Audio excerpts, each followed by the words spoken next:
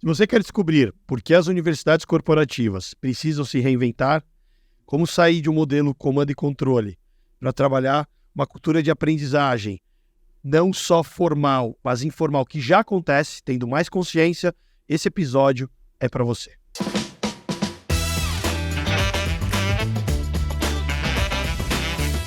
Fala, T&D! Seja muito bem-vindo, seja muito bem-vinda a mais um episódio que damos voz a quem impacta, transforma, desenvolve o país e nos ajuda a se reinventar.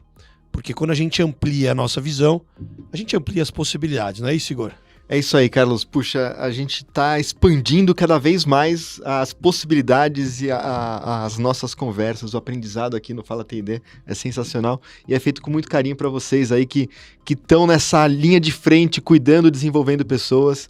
E é uma grande paixão esse Fala T&D, essa conversa aqui, sempre muito enriquecedora. É isso aí. Vou apresentar a convidada de hoje, que vai responder a pergunta: por que as universidades corporativas precisam se reinventar? A gente sempre pede para que os convidados se apresentem sem falar o que está no LinkedIn, que é o cargo.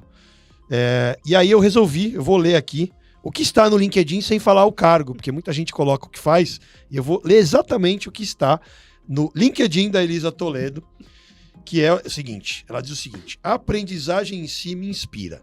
Da mesma forma, as suas correlações.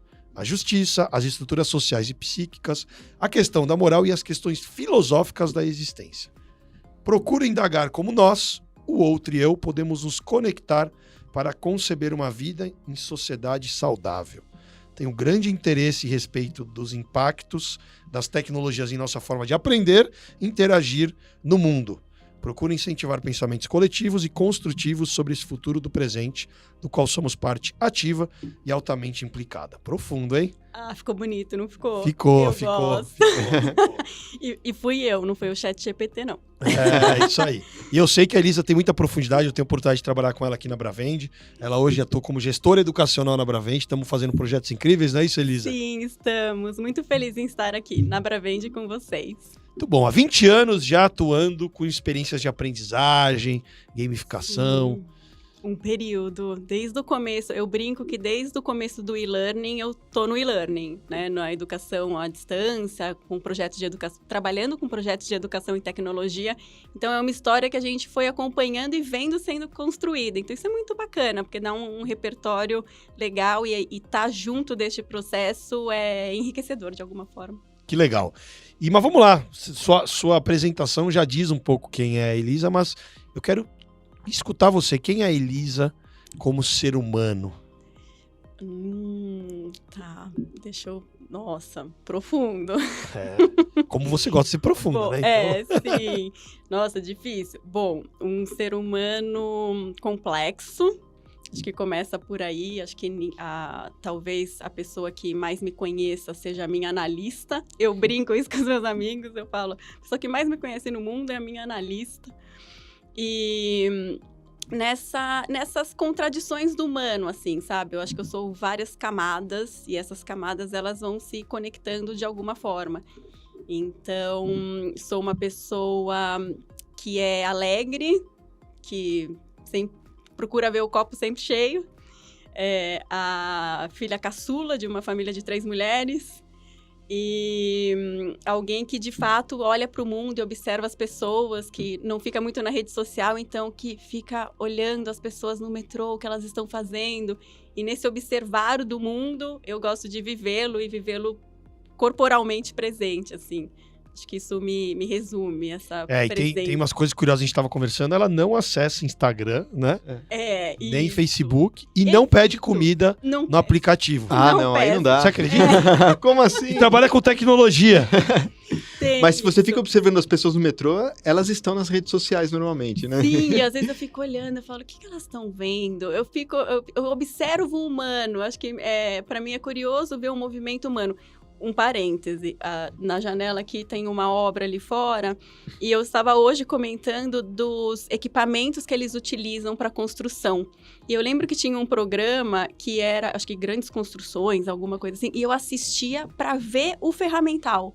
Porque eu olho na experiência humana, sabe, antropologicamente falando, eu sempre olho esses equipamentos e penso, nossa, como é que a gente chegou aqui? Como é que o humano consegue fazer a máquina que constrói e a máquina da demolição? Porque quando vai demolir também, vem aquele maquinário e destrói aquilo tudo. Eu morava num prédio que eles estavam demolindo todas as casas da frente. E eu ficava assistindo aquilo com uma curiosidade humana. Como é isso? Como chegamos até aqui? Então, eu me faço muito essas perguntas. E ao fazer essa pergunta, curioso, eu me pego na janela, olhando a obra e o ferramental que o humano constrói. Ao mesmo tempo, eu não tô muito vendo que as pessoas estão postando no Instagram, por exemplo.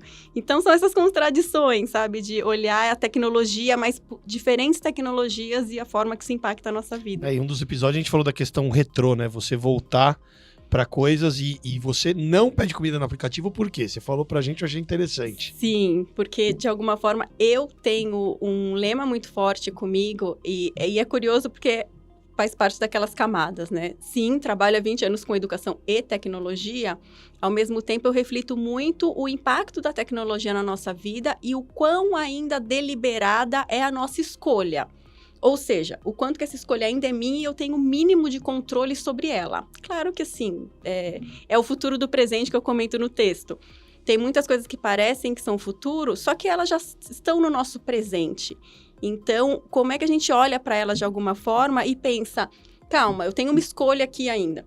E para mim, como a vida está conectada a um corpo que se organiza num espaço fisicamente presente, quanto menos tempo eu passar olhando para uma tela, mais condizente eu tô com a minha razão de viver. Até conectando com a sua primeira pergunta, quem é a Elisa, né? Então, se eu estou nesse processo de conexão com a vida e essa conexão por meio desse corpo como um campo de sentido, até aqui filosoficamente falando na fenomenologia, então, se eu estou nesse movimento, é importante que eu não esteja na tela, com uma tela na minha frente o tempo todo. Então, o máximo que eu tento tirar, eu tiro. E o aplicativo para pedir alimentação é um deles, assim. Preciso? Eu pergunto 10 vezes, precisa? Precisa mesmo? Precisa mesmo? Eu penso, não, tá, né? Nasci em 82, não tinha, não comia, então não precisa. Então, eu pulo essa parte. Mas curiosamente, você passou o dia hoje trabalhando em OnePage, Sim. gamificação, usando tecnologia. Sim. Então, Sim.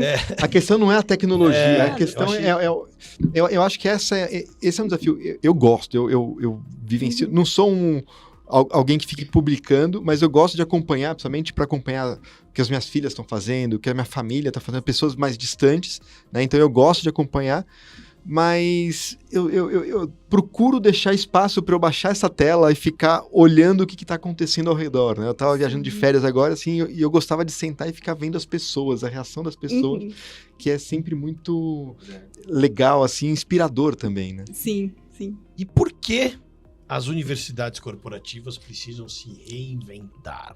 Olha, cara, eu gosto de pensar numa história quando eu penso nessa pergunta, assim. Teve uma vez, ano passado, até em um projeto, e eu estava no carro indo para um projeto de formação em locus, fazer consultoria, e a cliente da área de T&D, ao meu lado, ela comentava sobre o que ela faria para fazer com que os colaboradores acessassem a universidade corporativa, porque eles tinham se organizado de tal maneira que eles pegaram e criaram um grupo no WhatsApp, voluntariamente, assim, informalmente e voluntariamente. Eles criaram um grupo e eles se conectavam por meio desse grupo. E o que aconteceu? Eles trocavam informações e conhecimentos pelo WhatsApp. E ela falou assim, mas eu quero que eles vão lá para a universidade, porque de alguma forma eu tenho controle de acesso, tenho toda a questão, né, de investimento que foi gasto nessa universidade. E eu lembro que eu comentei com ela, mas qual que é o problema do WhatsApp? Não tá funcionando? Qual que é o propósito, né? Não é nenhum problema, qual que é o propósito? Eles trocarem informações, receberem essas informações o mais rápido possível, a informação ser confiável e o problema do negócio ser resolvido. Não é isso? Se isso está acontecendo, então talvez não seja o WhatsApp o problema. Então, quando a gente olha, ou mesmo tem um outro exemplo que é com... uma vez também aconteceu, querendo puxar para a universidade corporativa e o grupo, ele seguia um influenciador digital no YouTube que tinha feito um canal para falar também sobre as questões ali, produtos da empresa, que todos precisavam saber, falava de um jeito atualizado, então o pessoal ia no canal desse influenciador no YouTube, ao invés de entrar na universidade. E não é nem aqui uma questão de esse ou aquele, né? Não é um ou, é muito mais uma conversa sobre um e. Mas ainda assim, como a gente tem, um dos motivos, né, dessa reinvenção para mim, é essa possibilidade dessa multimídia e dessas redes sociais que a gente falava anteriormente, que trazem uma nova conversa e novos meios de aprendizagem que não só a universidade. Acho que esse, para mim, é um dos pontos. Eu acho que uma chave que você trouxe é a questão do propósito, né? O que eu quero com essa universidade corporativa, aonde eu vou chegar com essa universidade corporativa. Que às vezes não vai ser a universidade corporativa que vai resolver, é o grupo do WhatsApp, é o influenciador no YouTube, que consegue entregar esse conteúdo da ponta. Então, eu concordo, a hora que eu vi o tema, eu falei, puxa, eu gosto muito dessa discussão, dessa profundidade de discutir a universidade corporativa. E se reinventar em quê? Então, eu acho que tem uma questão de... Conectando com a questão do propósito, assim. Eu acho que vai desde a matriz inicial. Então, quando você vai pensar assim, a universidade corporativa, quando começou essa conversa, uma das coisas que se respondia, e sempre se responde quando você vai desenhar uma universidade corporativa, é qual que é o conceito de aprendizagem da empresa. O que significa isso? O que é aprender aqui? Certo? E a empresa tem que responder isso. O que significa aprender aqui? A gente considera aprendizagem o que acontece dentro da sala do treinamento? A gente vai considerar que a pessoa que está, de repente, lendo uma página de um livro às 4:30 da tarde no local de trabalho dela, né?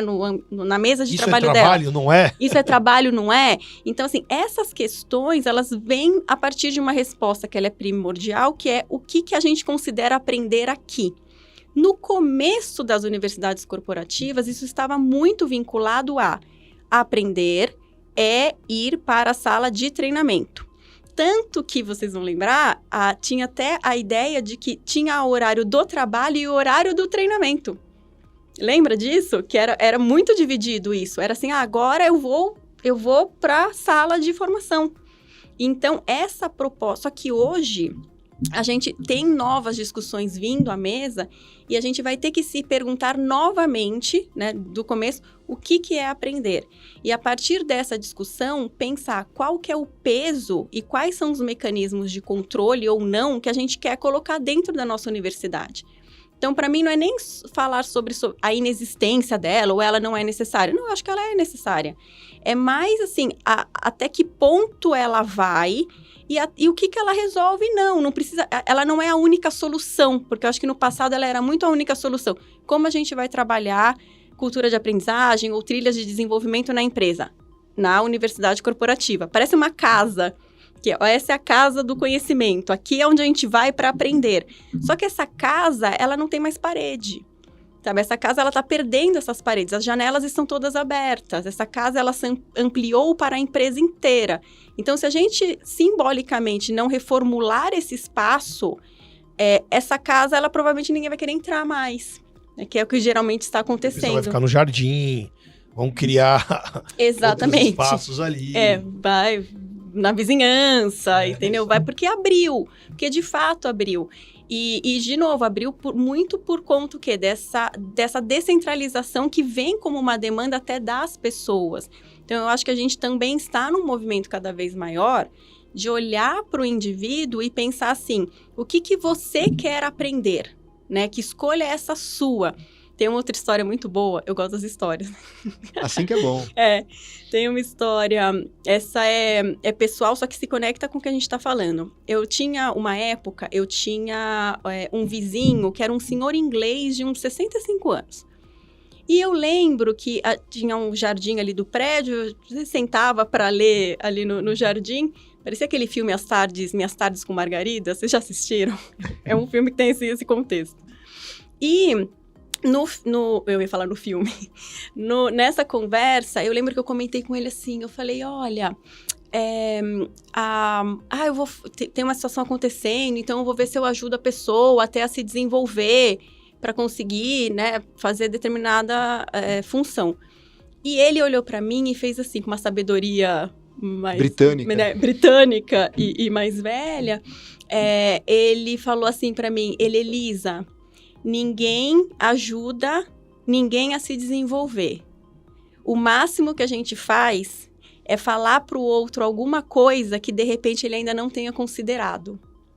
E vai ser esse outro que vai pensar, será que isso é, né, o trigger, o que vai me lançar para um projeto que eu vou pensar, não, eu preciso me desenvolver aqui, eu quero ir para essa frente, vai muito nesse movimento que é mais curioso do ser humano sobre a sua própria aprendizagem.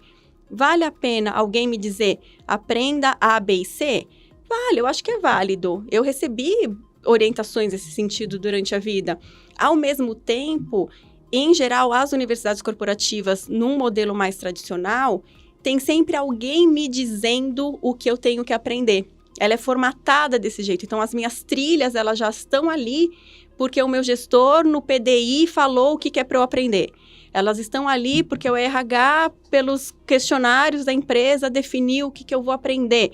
Então, tem sempre, desde a escola, né? Desde que a gente nasce, tem alguém contando pra gente o que a gente tem que aprender. E agora a gente está criando asas. E nessa criação de asas, como é que eu também tenho voz nesse lugar?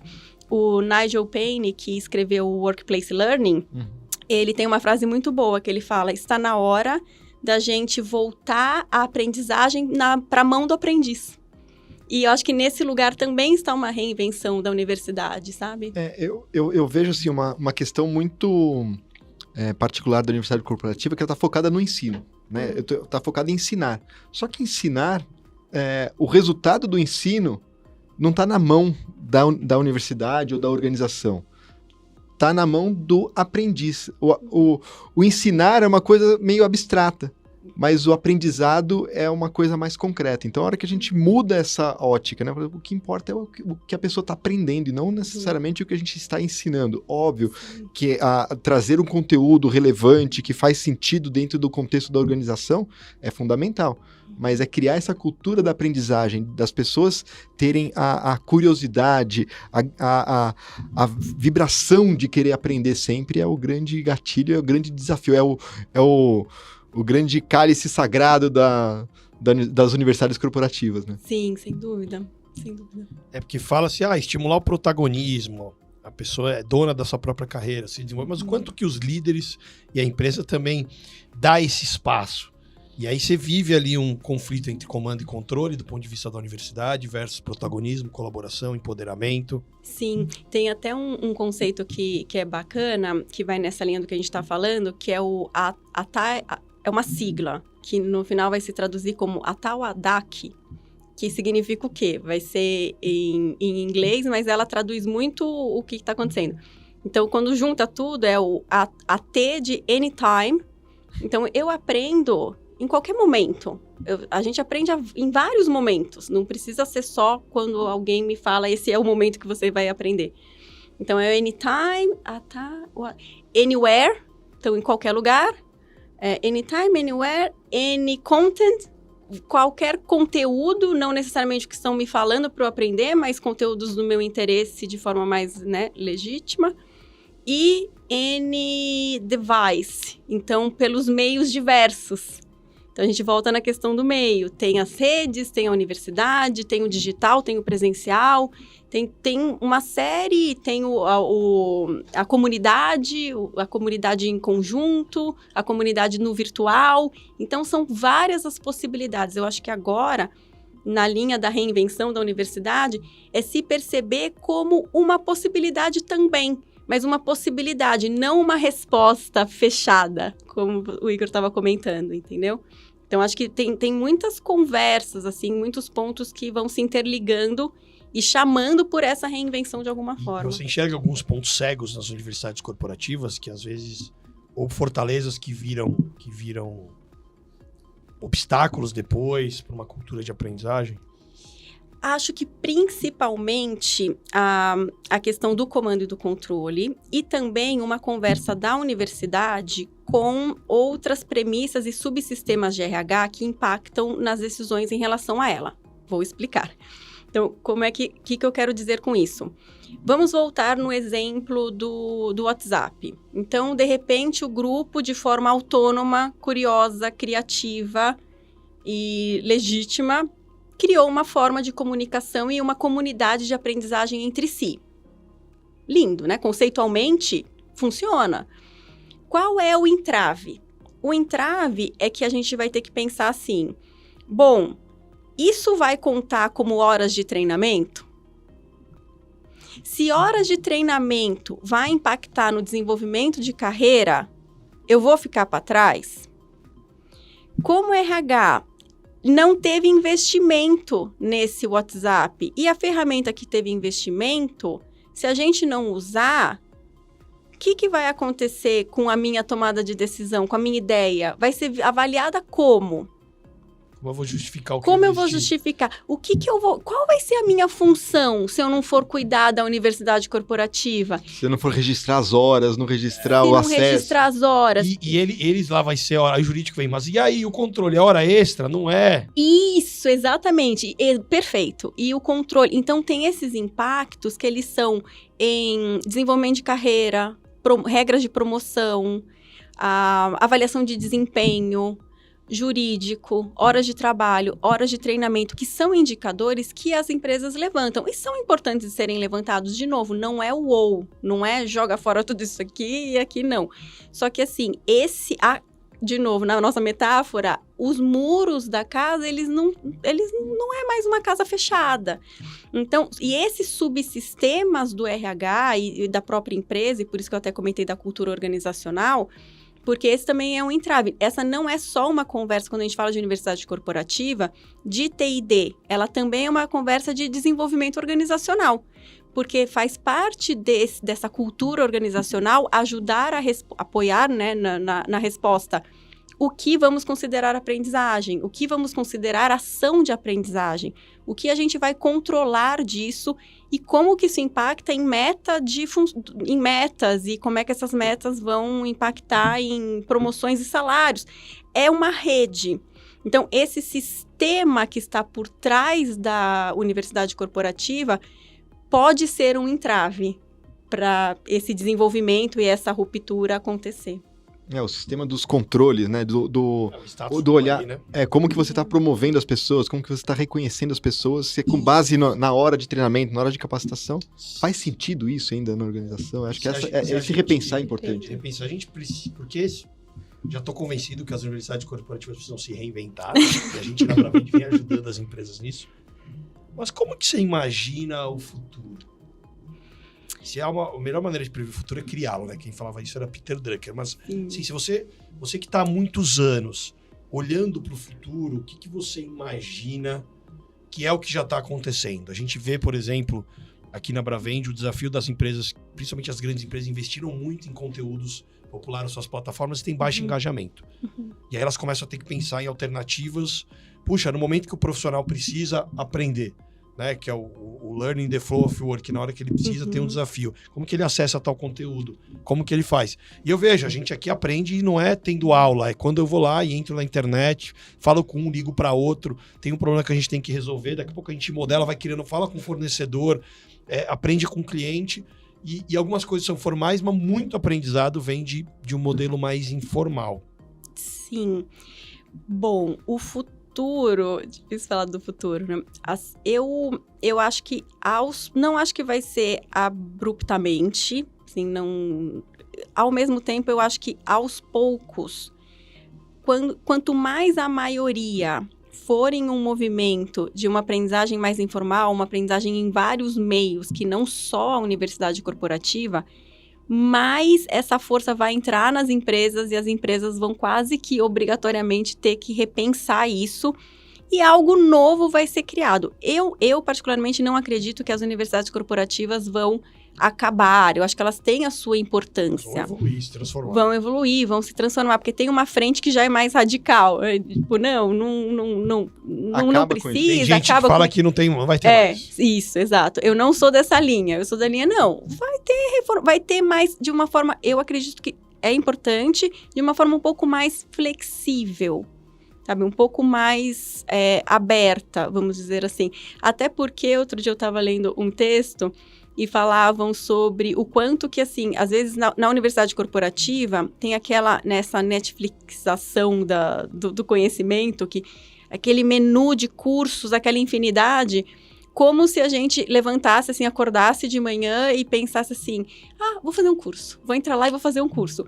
Não é assim que a gente resolve aprender alguma coisa, sabe? É muito mais intrínseco e muito mais a partir de alguma necessidade, algum ponto ali que eu pense, interessante, vou desenvolver alguma frente. Então, eu acredito que, de alguma forma, se a gente for mais para esse caminho da flexibilização e dessa conexão do preciso resolver uma questão aqui, até andragogicamente falando. Então, tem uma questão para eu resolver, o quanto mais perto essa informação está de mim. Teve um projeto também que a gente estava falando dele, que um dos briefings que o cliente deu era esse. Como que da pessoa precisar da informação no momento em que ela está trabalhando, até essa informação chegar nela, quanto menos clique, melhor. Só que você imagina, vou lá, abro o sistema, e login, ir no minuto tal para aquilo que eu vou aprender. Não sei o que. Olha o tamanho dos cliques. Então, eu acho que vai indo mais para esse caminho mesmo, assim, sabe? In the flow of work, esse tipo de coisa. E direto ao ponto, direto ao conteúdo. Eu imagino... Vou dizer o que eu penso. A gente teve na ATD, lá nos Estados Unidos, né, no maior evento de educação, um dos maiores eventos de educação corporativa no mundo, assim como tem a BTD aqui. E a gente foi conhecer lá uma cidade, lá perto de San Diego, que era uma das cidades mais antigas da Califórnia. E a gente chegou lá, tinha uma também esqueci o nome, tinha como se fosse uma praça. E aí na praça você tinha ali, como se fosse a mercearia, você tem ali onde você pega comida, e você tem ali onde tem o que faz a forjaria, ou seja, você tem tudo que você vai acessar. E aí eu fico imaginando, o ambiente de aprendizado, eu tô ali, eu preciso aprender, eu vou ali eu aprendo tecnicamente, ali eu vou... É como se eu tivesse um modelo de ecossistema, que eu acesso aquilo que eu preciso no determinado momento, para eu poder evoluir, para poder aprender, e não necessariamente ter uma trilha, primeiro isso, depois aquilo, que na verdade são trilhos, né? Sim, muito interessante o que você falou agora, me lembra um aspecto também, a questão das trilhas. E uma parte, acho que dessa reinvenção, e o que eu acho que vai acontecer no futuro, é a gente ficar cada vez mais confortável com a incompletude ou a mudança de trilhas. A vida é assim. Então, como é que no aprendizado não é? Né, traduzindo de novo, né, que eu estou tentando dizer. Quando a gente pensa, por exemplo, no PDI. Então, o colaborador vai lá, faz o plano de desenvolvimento individual dele, vem uma trilha de aprendizagem para ele trabalhar determinados assuntos. Qual é a expectativa? Termina a trilha, certo? Começou, terminou. Então, não tem uma nova rota, não tem durante essa trilha eu percebi que, na verdade, eu quero ir para lá, eu quero aprender outra coisa. E às vezes tem trilhas que estão tão estruturadas, e que é bacana por um ponto de vista, que para você assumir determinada posição, você tem que ter tais habilidades, tais soft skills, hard skills e tal, determinados conhecimentos. Só que, peraí, se a gente sabe que boa parte das profissões do futuro a gente ainda não sabe quais são e estão surgindo. 50% da força de trabalho precisa se requalificar nos próximos anos. E aí, aquelas que a gente ainda nem sabe? Se a gente trava num trilho ali, né? E aí? Será que a gente não vai deixar a empresa travada em fazer com que o time siga, os profissionais se desenvolvam com base naquilo que foi desenhado para pessoas que também estão limitadas, porque elas não têm visão, às vezes, de tudo que as pessoas precisam fazer, e você trava a organização de aprender, porque o que faz uma empresa evoluir é a capacidade das pessoas aprenderem. E completando isso, na verdade, quando você tem um trilho, qualquer mudança de rota, qualquer ajuste é demorado. Você não consegue fazer isso de uma hora para outra. Então, é um grande desafio de trazer novos elementos, novos conteúdos, né? E uma coisa assim, quando o gestor vai montar um PDI, ele não quer que ele faça determinada trilha. Ele quer que ele mude um comportamento, né? O objetivo dele não é, faz esse curso aqui. Eu quero que você mude esse comportamento. Às vezes não vai ser só essa trilha. Se você chegar na aula 7 e tá lá o que você precisa, o que vai ser o seu gatilho, que a gente estava falando agora há pouco, para mudar um comportamento, ou talvez até para se aprofundar ainda mais no assunto, É isso que o gestor precisa, não necessariamente que ele passe por toda a trilha, pronto, fiz a trilha, mudou alguma coisa? Não mudou nada. Não funcionou. Sim. Não tem respostas, a gente precisa buscar fazer perguntas, muito mais do que só que ele tem as respostas, é se questionar do status quo mesmo. Sim, eu acredito que dentro dessa reinvenção, acho que tem que trabalhar essa rigorosidade. É muito rigoroso, é muito formal, acho que esse é o ponto. Então, a gente tem que deixar um pouco mais flexível essa conversa, sabe? Um pouco mais, as janelas mais abertas. Legal. E o que você acha que a gente precisa mudar? Embora você já falou várias coisas, no jeito de olhar a aprendizagem. Tá. Vamos lá. Deixa eu pensar aqui. Eu acredito... Quando a gente pensa em aprendizagem, acho que tem muita conexão com autenticidade ao mesmo tempo. A gente estava falando de autenticidade essa semana, né, no projeto. Autêntica.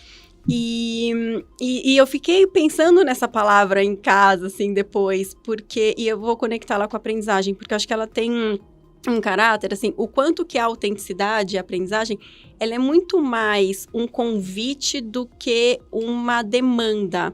Então, não tem assim, seja autêntico, sabe? Não tem como a empresa ou alguém te falar isso. É muito mais um encontro de você com você mesmo e esse corpo, né, gritar assim, não, eu preciso ir para esse lugar da aprendizagem, né, da autenticidade, da curiosidade que ela é humana e nos trouxe até aqui. Para mim, vai conversando, sabe? Vai chegando nesse ponto onde o aprender ocupa esse espaço. Tem, inclusive, um poema que eu gosto, eu não sei se eu vou conseguir, o poema inteiro eu sei um trecho, eu vou tentar lembrar aqui, tá? Qualquer coisa, vocês me desculpem. Mas é perfeito para aprendizagem, E fala assim, era alguma coisa como, procuro despir-me do que aprendi. Desculpa, eu vou voltar. Procuro despir-me do que aprendi. Procuro esquecer do modo de lembrar que me ensinaram, e raspar a tinta com que pintaram os meus sentidos. Desembrulhar minhas emoções verdadeiras, desembrulhar-me e ser eu. Coisa assim. E eu adoro esse trecho desse poema, é do Fernando Pessoa, mas acho que pseudônimo Alberto Caeiro. E por que eu gosto? Principalmente da questão do raspar a tinta com que pintaram os meus sentidos, sabe? Procuro despir-me do que eu aprendi, porque para mim isso é muito o processo da vida. Então, quando a gente olha, a gente passa muitos anos, se não a vida inteira, sendo ensinado coisas, e faz parte. A gente tem que aprender a andar, aprender a comer, aprender a viver em sociedade, aprender a falar. Então, isso vai acontecendo, e vai acontecendo por décadas e décadas e décadas. E a gente vai colocando essas camadas de conhecimento na gente. E parece que tem algum momento que o aprender, eu acho que quando você chegou no coração do seu aprendizado, ou porque o aprender no final o que eu estou fazendo aqui, né? O que eu aprendi, como é que eu me estruturo nessa existência. Em algum momento você tem que tirar isso, assim, sabe? Limpar. Eu adoro essa metáfora da tinta que ele faz no poema. Limpar essa tinta com que pintaram os nossos sentidos e construir esse aprender, esse saber que é mais genuíno, que é mais autêntico, volta na autenticidade. Que é mais livre. Que é mais livre. Então, para mim, o aprender, ele está nesse lugar, assim, que eu acho que o poema traduz perfeitamente. Eu vou aprendendo, e em algum momento eu tiro essa tinta e descubro o que ficou em mim, que marca esse saber e essa sabedoria que é da vida, teve guardado no meu corpo, sabe? Esse corpo que é um campo de sentido. Para nos fazer realmente refletir. Não, sensacional essa metáfora, assim, do Agora eu entendi porque que a aprendizagem inspira ela, né? Tem a frase, agora eu não consigo lembrar de quem que é da necessidade que a gente tem do aprender, do desaprender e do reaprender, né? Uhum. Mas eu nunca gostei da palavra desaprender, porque desaprender é impossível. A gente tem que aprender a desapegar, né? Porque o aprendizado tá lá, você não consegue... eu não sei mais isso. Você continua sabendo, né? Sim. Mas você parar para refletir, falar assim, olha, eu preciso abrir mão desse pensamento e colocar outro por cima, que é mais importante. E assim a gente consegue evoluir enquanto sociedade. E a gente vem se provocando, porque uma coisa é atender o que o cliente pede pra gente, né, aqui na Bravante. Uma coisa é que ele tá pedindo isso pra quê? Será que tem que ser exatamente isso?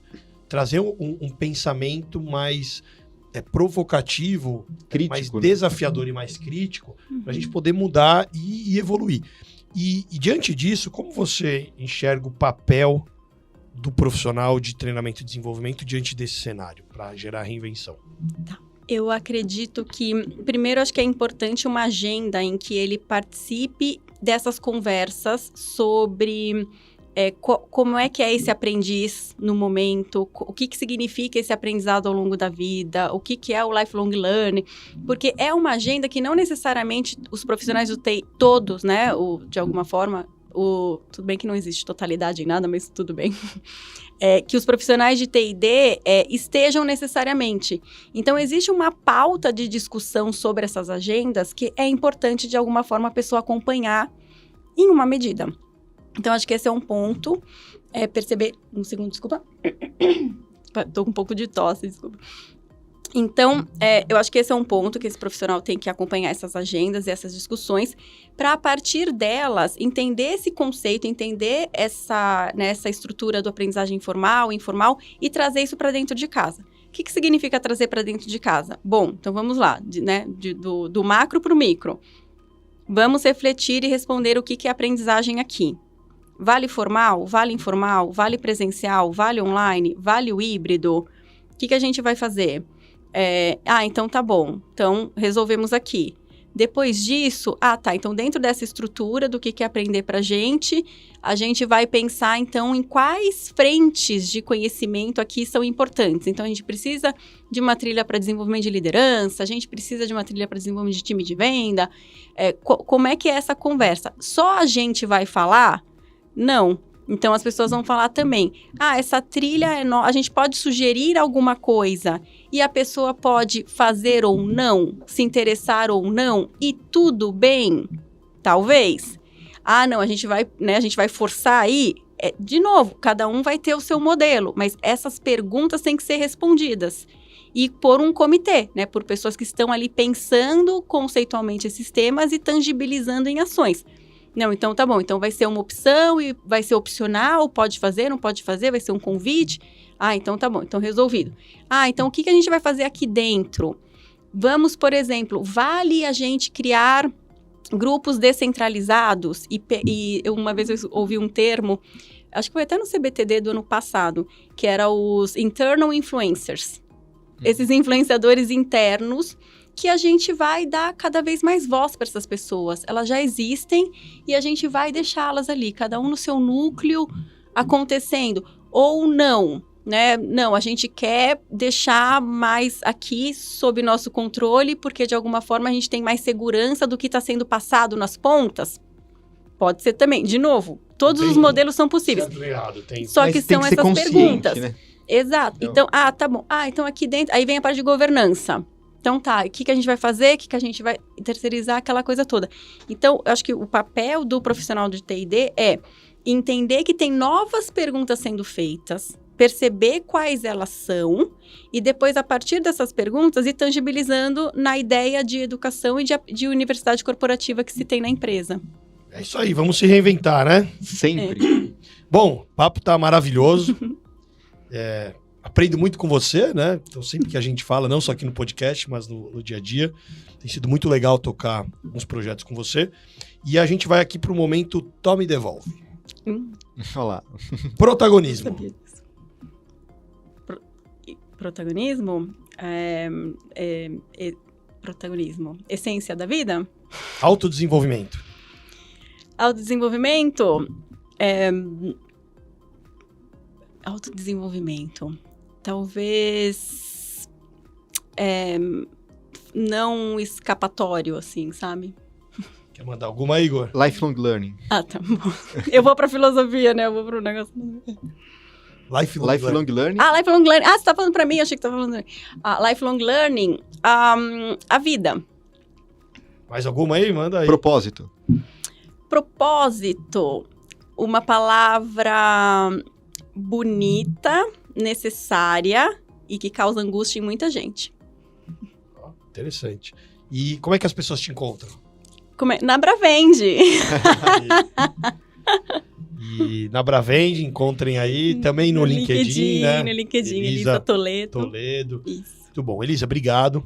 Obrigado pelas contribuições, foi Obrigada bem provocativo a você. também. Cada episódio tem sido uma ampliação de mentalidade aqui, né? Ampliação de consciência. É isso Quero aí. agradecer imensamente a conversa, foi sensacional, vários insights, várias ideias. Obrigado, Elisa. Obrigada, E obrigada. se a você quer se reinventar o jeito de olhar a aprendizagem, assista novamente esse episódio, porque eu vou assistir novamente, escutar para refletir muito sobre isso.